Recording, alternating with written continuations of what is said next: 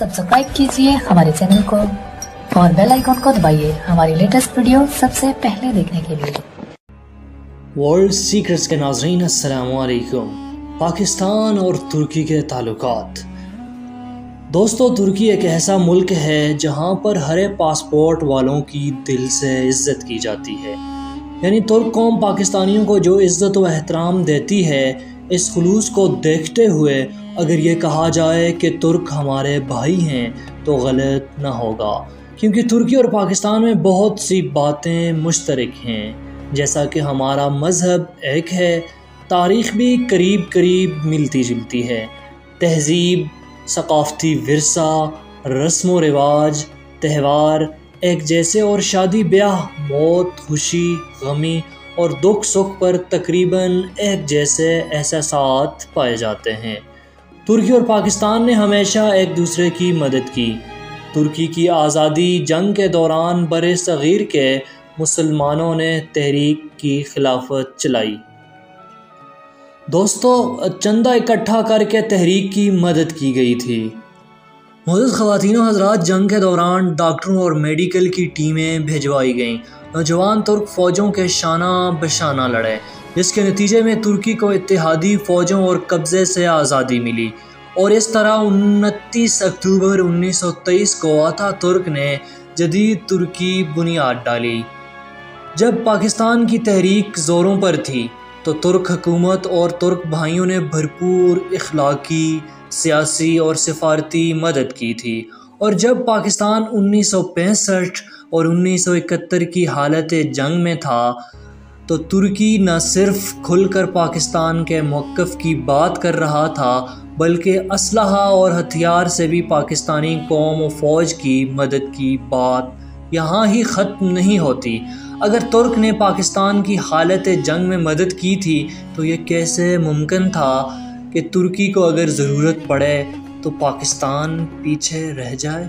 1974 में कब्रस के मामले पर तुर्की और यूनान में जंग छिड़ गई तो यह पाकिस्तानी फ़ौज ही थी जिसने तुर्क फ़ौज के साथ मिलकर महाज़े जंग पर सीसा पलाई दीवार बनकर खड़े हो गए, जिससे न तुर्क फ़ौज के हौसले बुलंद हुए बल्कि दोस्त ने दोस्त की मदद करके साबित कर दिया कि तुर्क और पाकिस्तान कभी अलग नहीं हो सकते।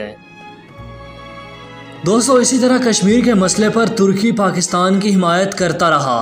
किसी भी खित्ता के हालात एक जैसे नहीं रहते और तब्दीली कुदरत का कानून है।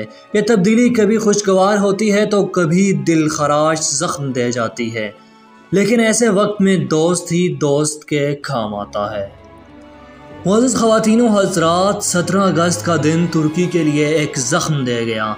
यह ज़ख्म शदीद ज़लज़ले की सूरत में था तो पाकिस्तान वो वाहिद मुल्क था जिसके वज़ीर-ए-आज़म सबसे पहले इमदादी सामान लेकर तुर्की पहुँचे। मदद का यह सिलसिला यूं ही चलते चलते एक दूसरे की मोहब्बत और दोस्ती का रिश्ता गहरे से गहरा होता गया।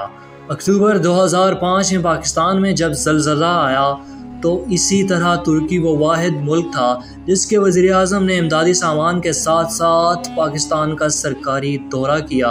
इसी तरह अगस्त 2010 की बात की जाए, जबकि पाकिस्तान में सैलाब आया था, पाकिस्तान के लिए मुश्किल लम्हा था। इस मुश्किल तरीन लम्हे में तुर्क भाई लब्बैक कहते हुए सबसे पहले हमारी मदद को दौड़े। दरअसल यही वो तारीख़ी मिसालें हैं जो हमारी दोस्ती को हर आजमाइश में एक दूसरे से जोड़े रखती हैं। दोस्तों, तुर्की और पाकिस्तान की दोस्ती दुनिया भर में मानी जाती है। इस दोस्ती की ऐसी सुनहरी मिसालें और अनमेट नकूश हैं जो पाकिस्तान तो क्या तुर्की की आवाम में एक दूसरे के लिए रच बस गए हैं।